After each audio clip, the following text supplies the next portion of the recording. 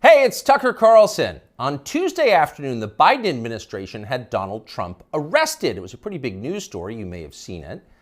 Just before 9 p.m. that night, as part of its coverage, Fox News ran two live video feeds next to one another. On the right, Donald Trump addressed his supporters in New Jersey. On the left, Joe Biden spoke at an event for the Secretary General of NATO in Washington. Beneath those videos at the bottom of the screen, Fox's banner read this way, quote, "Wannabe dictator speaks at the White House after having his political rival arrested." Those words were up for less than 30 seconds, but the effect was immediate. Inside Fox, the women who run the network panicked. First, they scolded the producer who put the banner on the screen. Less than 24 hours after that, he resigned. He'd been at Fox for more than a decade. He was considered one of the most capable people in the building. He offered to stay for the customary 2 weeks, but Fox told him to clear out his desk and leave immediately. Then the company issued a public apology for the 27-second-long wannabe dictator line. Quote, "The chyron was taken down immediately," Fox's PR department said, and then added ominously it was, quote, "addressed." That was all true, but it was not enough to save Fox News from the ensuing scandal. For a time in the rest of the media, Fox's assessment of Donald Trump's arrest seemed to overshadow Trump's arrest itself. Suggesting that Biden is a dictator, declared the Washington Post, quote, "crossed the line." Alexander Vindman agreed strongly. Vindman is the perennial MSNBC guest and full-time Ukraine promoter you may remember from Russiagate. On Twitter, he demanded that the Pentagon pull Fox News from all military bases. It is, quote, "absolutely unacceptable for American Forces Network to carry programming that directly, spuriously, attacks the commander-in-chief of American Armed Forces," Vindman wrote. In other words, Joe Biden must ban all criticism of himself because that's what non-dictators do. John Cusack went further still. "For the crime of calling Biden a dictator, Fox should be shut down," wrote the 80s-era movie star. Quote, "the government has to take away their broadcasting license." And so on. It was all over the internet. Democrats were very, very angry. But why were they angry? If the banner on Fox was false, why the hysteria? Lies don't seem to bother anyone anymore. If some cable news producer had called Joe Biden a genius or accused him of being secretly Sudanese, would anyone be yelling about it? Would Fox News have apologized for it? Probably not. But calling Joe Biden a wannabe dictator, that stung. So you've got to wonder, if you're being honest with yourself, is Joe Biden a wannabe dictator? That question came up yesterday at the White House briefing. Here's how it went. Last night, Fox News ran a chyron that referred to the president as a wannabe dictator, and I'm wondering if the White House has any comment on that. So look, there are probably about 787 million things that I can say about this that was wrong about what we saw last night, but I don't think I'm going to get into it. There's no comment the White House has on. I think I just commented.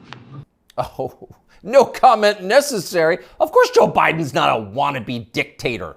Just because he's trying to put the other candidate in prison for the rest of his life for a crime he himself committed doesn't mean he has a totalitarian impulse. Come on, that's absurd.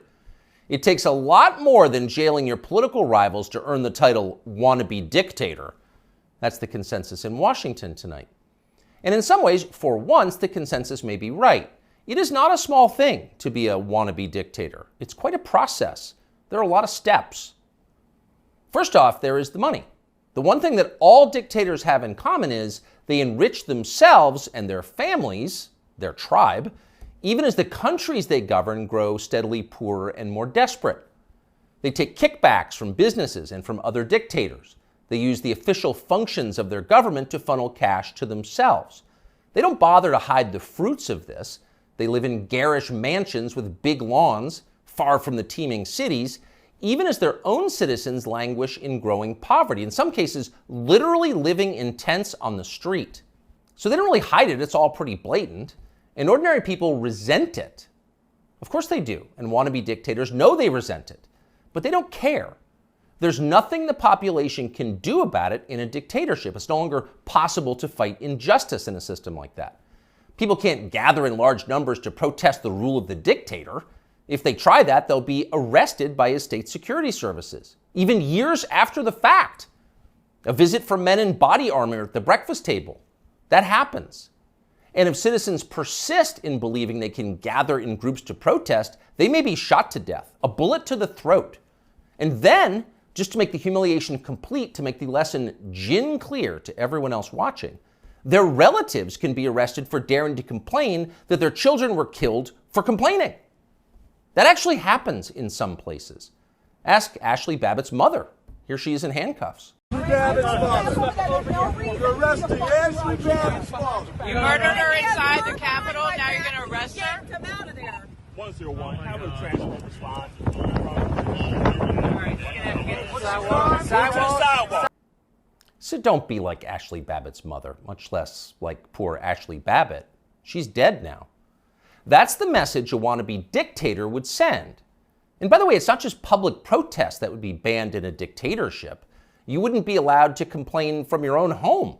Unauthorized opinions expressed on the internet would be censored. Go too far, press too deep, tell too much truth, and they'll just erase your opinions. They have no choice, really.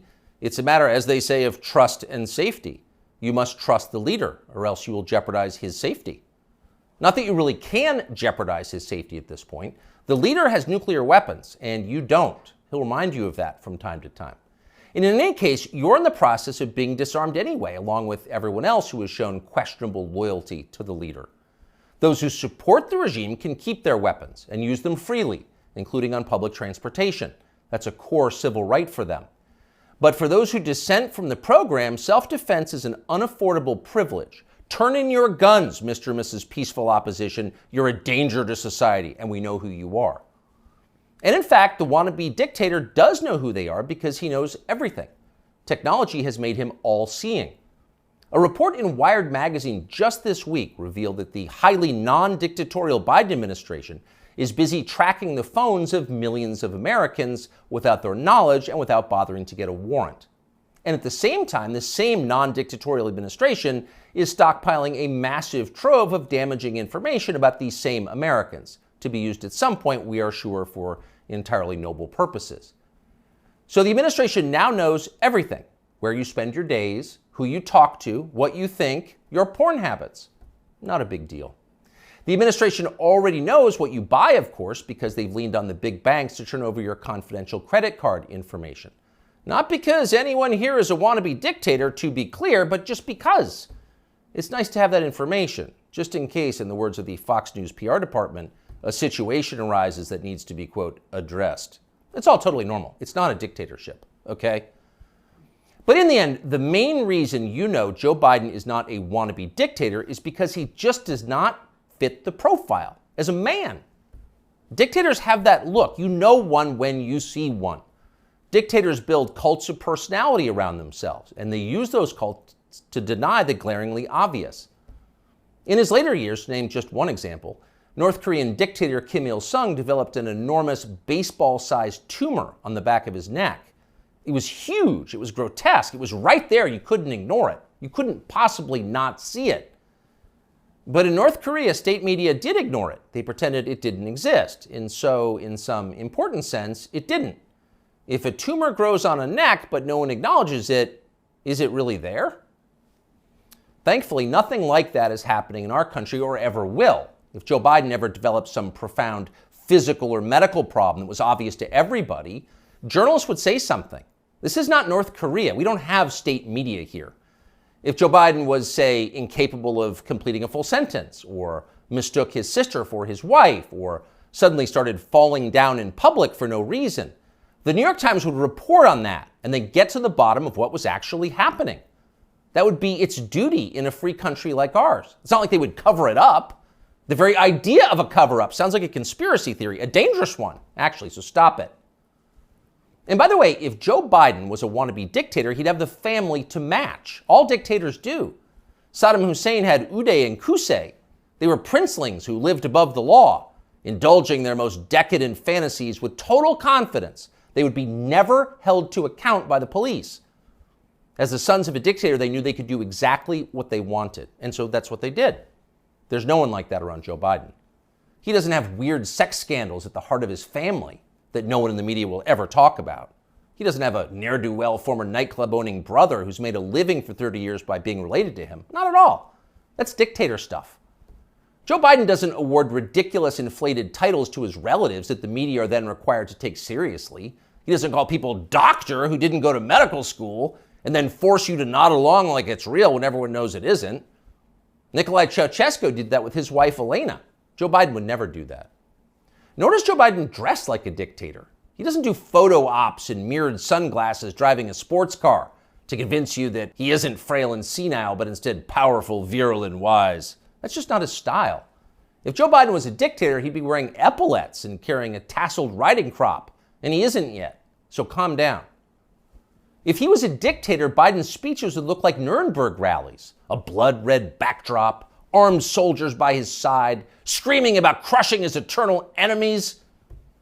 Honestly, Biden did come close to that one time last September at a speech in Philadelphia, but it wasn't in any sense dictatory. It was necessary. As MSNBC assured us at the time, quote, Biden aimed to showcase his faith in the military apparatus and its ability to back the democratic order. See, it was about democracy, not dictatorship. No cause for alarm. He is not a dictator.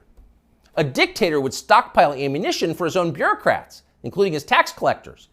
He'd redefine the legal code to make disloyalty to the regime the most serious crime. He'd claim dominion over the most intimate parts of his citizens' lives. He'd define what attitudes they were allowed to have about sex and religion and how to raise their families. He would even, in his final grandiose stage of dictatorship, claim ownership of their children. And Joe Biden wouldn't do that. And to prove he would never do that, Biden just this week released this video. These are our kids.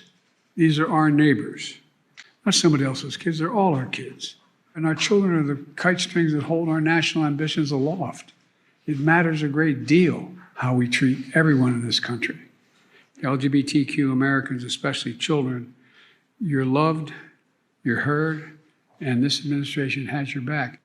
See?